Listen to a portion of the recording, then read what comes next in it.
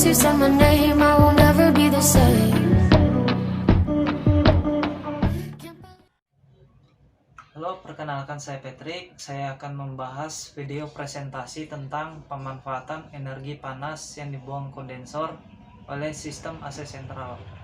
Di sini saya akan menjelaskan terlebih dahulu kegunaan dari kondensor adalah di mana suatu alat bisa merubah uap menjadi zat cair. Cara kerja kondensor, uap panas yang masuk ke kondensor dengan temperatur yang tinggi dan bertekanan. Kemudian uap panas ini masuk ke dalam suction pipe, kemudian mengalir ke dalam tub. Dalam tub, uap panas didinginkan dengan media pendingin air yang dialirkan melewati sisi luar tub menuju desert pipe dengan temperatur yang sudah turun. Kondensor merupakan salah satu komponen dari pengkondisian udara yang berfungsi sebagai alat penukar kalor yang jumlah kalornya dilepaskan oleh kondensor sama dengan jumlah kalor yang diserap oleh refrigeran.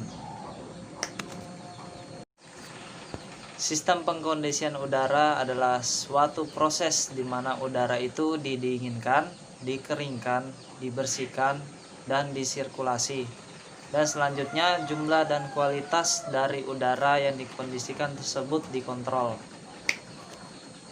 Mesin pengkondisian udara yang beroperasi dengan SKU atau siklus kompresi uap menggunakan refrigeran sebagai zat pendingin yang akan membawa kalor dari daerah bertemperatur rendah ke daerah bertemperatur tinggi. Jenis perpindahan panas ada 3, yaitu konduksi, konveksi, dengan radiasi. Konduksi itu adalah perpindahan panas dari suatu bagian dengan temperatur tinggi menuju bagian dengan temperatur terendah. Sedangkan konveksi adalah perpindahan panas yang disertai pergerakan partikel baik secara acak maupun teratur. Radiasi adalah di mana perpindahan panas ini berpindah tanpa memerlukan zat pengantar. Mesin refrigerasi yang menggunakan SKU itu memiliki 4 komponen. Komponen pertama adalah kompresor, yang kedua itu komponennya adalah kondensor, yang ketiga adalah katup ekspansi, yang keempat komponennya adalah evaporator.